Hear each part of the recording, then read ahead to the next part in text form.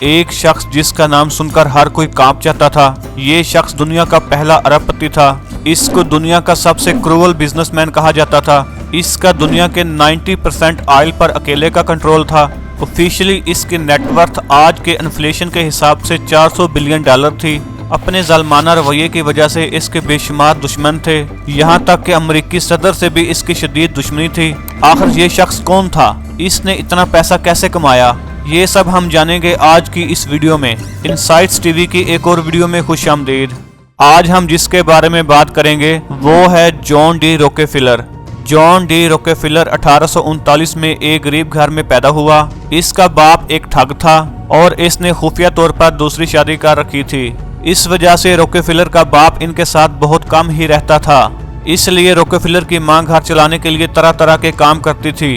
रॉकेफिलर जैसे जैसे बड़ा हो रहा था, इसको समझ आ रही थी कि पैसे के नाम पे दुनिया बोलती है। इसलिए इसने अपनी जिंदगी का एक गोल बनाया कि इसने किसी भी तरह $3 मिलियन बनाने हैं। 16 साल की उम्र में रॉकेफिलर अपनी पढ़ाई छोड़कर बुक कीपिंग की जॉब स्टार्ट करता है, क्योंकि वो बुक कीपिंग की जॉब के साथ साथ अकाउंट एंड फाइनेंस सीखना चाहता है। इस नौकरी से ये आज के इन्फ्लेशन के हिसाब से ₹300 दिन के कमाता था, जिससे इनका बड़ी मुश्किल से गुजारा होता था।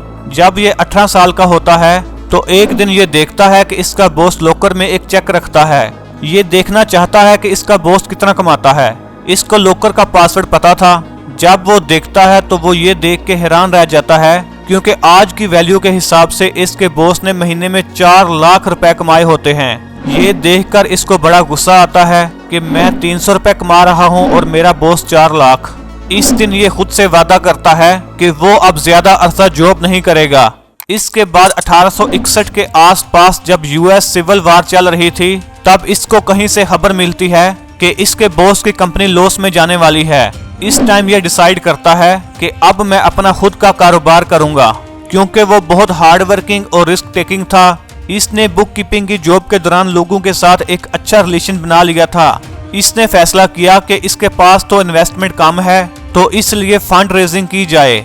इसने फंड रेजिंग से $10,000 इकट्ठा कर लिए, क्योंकि लोगों को इस पे बड़ा भरोसा था। इसने इन $10,000 से मीट, ग्रेन्स और चिकन की ट्रेडिंग स्टार्ट की। आपको ये जानकर हैरानी होगी कि इसने अगले एक ही साल में $500 मिलियन कमा लिया, और यहाँ तक कि इसने अगले 3 साल में $3 मिलियन का गोल हासिल कर लिया।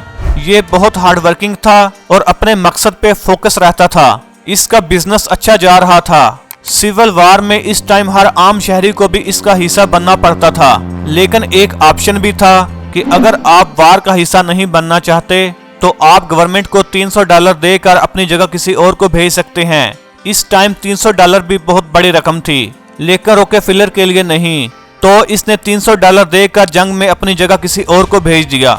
अब रॉकेफिलर की जिंदगी में एक नया चैप्टर स्टार्ट होने वाला था। इलेक्ट्रिसिटी आने से पहले रोशनी के लिए लालटेन का इस्तेमाल होता था, और लालटेन को चलाने के लिए केरोसिन इस्तेमाल होती थी। इसलिए क्रूड ऑयल को ब्लैक गोल्ड कहा जाता था। पेंसिल्वेनिया में इसकी सबसे ज्यादा एक्सट्रैक्शन पे काम हो रहा था। इसी दौरान रॉकेफिलर की नजर इस पर पड़ी और इसने देखा कि यहाँ पर स्ट्रॉन्ग अपॉर्चुनिटी है, क्योंकि हर बंदा क्रूड ऑयल की एक्सट्रैक्शन पे लगा हुआ था। बस एक तो कंपनी थी जो इसकी रिफाइनिंग पे काम कर रही थी, क्योंकि क्रूड ऑयल की रिफाइनिंग के बाद ही केरोसिन बनता है। इसलिए रॉकेफिलर ने रिफाइनिंग पे काम करने का फैसला किया। 1870 में वो 2 और लोगों के साथ मिलकर क्लीवलैंड में एक कंपनी बनाता है, जिसे आगे चलकर स्टैंडर्ड ऑयल का नाम दिया गया। ये कंपनी क्रूड ऑयल की रिफाइनिंग पे काम करती थी। इस कंपनी की वजह से रॉकेफिलर को एक मल्टी मिलियनर का दर्जा मिल गया। अगले 5 साल तक रॉकेफिलर ने क्रूड ऑयल की रिफाइनिंग की और बहुत सारा पैसा कमाया। अब इसके अंदर मजीद पैसा कमाने का लालच पैदा हो चुका था। रॉकेफिलर ने अपना पैसा R&D की टीम बनाने पे लगाना शुरू कर दिया, जिसका आगे जाकर इसको बहुत फायदा हुआ। इसकी कॉस्ट बहुत कम हो गई और प्रोडक्टिविटी बढ़ गई। इसने इससे मजीद प्रॉफिट कमाया। अब इसने कुछ और करने का सोचा। इस टाइम पे USA में कहा जाता था कि जिसके पास रेल रोड का नेटवर्क है वो है राजा। रेल रोड पे जिस शख्स का कंट्रोल था वो था वेंडरबिल्ट। रॉकेफिलर जानता था कि रेल रोड के बिजनेस से वो मजीद पैसा कमा सकता है। इसलिए रॉकेफिलर वेंडरबिल्ट के साथ एक अनऑफिशियल डील करता है कि वो 65 बैरल हर दिन के देगा, पर बदले में वो चीपेस्ट कास्ट चाहता था। तो इन दोनों के दरमियान ये डील हो जाती है। इस डील से रॉकेफिलर के कंपेटिटर्स को बहुत लॉस होना स्टार्ट हो गया, क्योंकि वो 400% ज्यादा ट्रांसपोर्ट कास्ट देते थे।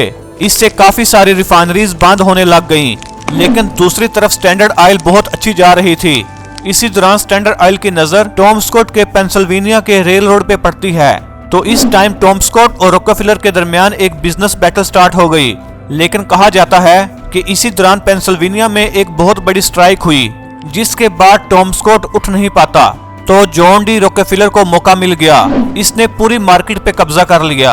अब रॉकफेलर के साथ एक मसला हो रहा था कि वो पैसे को अच्छी तरह इन्वेस्ट नहीं कर पा रहा था। इसकी कई सारी इन्वेस्टमेंट जाया जा रही थी।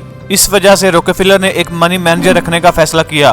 तो इसने अपने एक बचपन के दोस्त को मनी मैनेजर बना दिया, जिसने रॉकफेलर को ग्रो करने में बहुत हेल्प किया। रॉकफेलर जानता था कि वो इन्वेस्टमेंट से मजीद पैसा बना सकता है।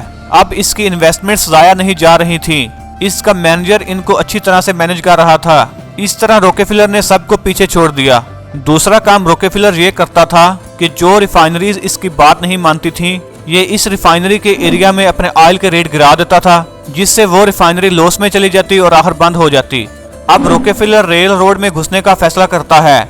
एक बार रेल रोड के मालिक ने सोचा कि अगर ज्यादा प्रॉफिट क्रूड ऑयल में है तो मैं वो बिजनेस भी क्यों ना स्टार्ट कर लूं।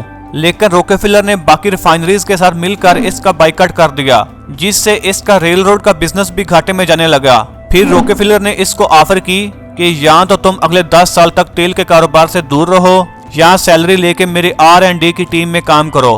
तो इस तरह रेल रोड का मालिक और इसके अलावा और भी कई लोगों ने इसकी R&D की टीम को ज्वाइन कर लिया, जिससे रॉकफेलर और मजबूत हो गया। देखते ही देखते इसने बहुत बड़ा बिजनेस एम्पायर खड़ा कर लिया। इस तरह दुनिया के 90% ऑयल पर इसका कंट्रोल हो गया। ये ही वो टाइम था जब ये ऑफिशियली दुनिया का पहला बिलियनियर बन गया। लेकिन इसके बाद 1873 में एक ब्लैक थर्सडे हुआ। स्टॉक मार्केट बुरी तरह से गिर गई, इसलिए ऑयल की प्राइसेस भी गिर गईं। लेकिन रॉकफेलर के पास इस टाइम बहुत सारी सेविंग्स थी। इसको इस टाइम एक और अपॉर्चुनिटी दिखी। इसने देखा कि तेल पानी से भी सस्ता मिल रहा है, तो इसने सारे का सारा तेल लेना शुरू कर दिया, क्योंकि इसको पता था कि कभी न कभी गवर्नमेंट चीजें संभालेगी और मार्केट दोबारा से स्टेबल होगी। इस तरह इसके पास और भी ज्यादा पैसा हो गया। 1916 में यूएसए की जीडीपी का 2% अकेला ये ओन करता था। इसमें इसकी कंपनी को छोड़ के 2% इसकी खुद की नेटवर्थ थी। अब रेल रोड पे इसका कंट्रोल था। चीपेस्ट ट्रांसपोर्ट भी इसके पास थी। इसके कंपेटिटर भी ऑलमोस्ट खत्म हो चुके थे। मतलब कि हर चीज पे इसका कंट्रोल था। लेकिन इसको एक चीज का पता था कि मैं जितना पावरफुल बन रहा हूँ और मीडिया जितनी मुझे कवरेज दे रहा है, इसलिए आज नहीं तो कल मुझे गिराया जाएगा। इसलिए इस डर की वजह से इसने एक प्लान बनाया। इसने अपनी कंपनी को छोटे छोटे ट्रस्ट में डिवाइड कर दिया, ताकि अगर गवर्नमेंट इसको गिराना भी चाहे तो आसानी से गिरा ना सके। फिर आता है इलेक्शन। आप सबको पता है कि इलेक्शन में चीजें कैसे चेंज होती हैं। इस टाइम एक पॉलिटिकल पार्टी का लीडर जिसका नाम रूजवेल्ट था, वो रॉकफेलर के खिलाफ हो गया। रूजवेल्ट अपने इलेक्शन कैंपेन में इन सब बिलियनियर्स के खिलाफ बोलने लग गया। इस तरह वो इलेक्शन जीत गया। इलेक्शन जीतने के बाद वो एंटी ट्रस्ट पॉलिसी लेके आया। इस पॉलिसी में ये था, तुम अकेले इतने पावरफुल हो गए हो, तुमने ये पावर और पैसा गलत तरीके से हासिल किया है, इसलिए तुमको तोड़ा जाएगा। इस आग में तेल पब्लिक ने डाला। कैसे पब्लिक रॉकफेलर के खिलाफ हो गई, ये भी बड़ा इंटरेस्टिंग है।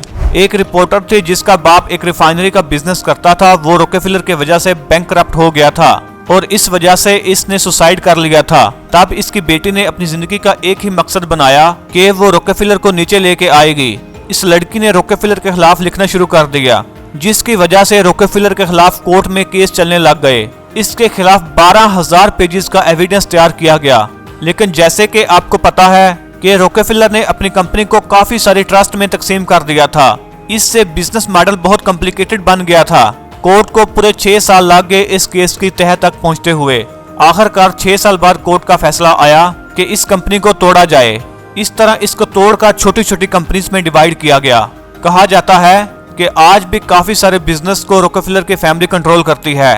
अगर आपको हमारी ये वीडियो पसंद आई है तो इस वीडियो को ज्यादा से ज्यादा लाइक और शेयर करें और हमारे चैनल को सब्सक्राइब करें। मिलते हैं अगली वीडियो में। अल्लाह हाफिज।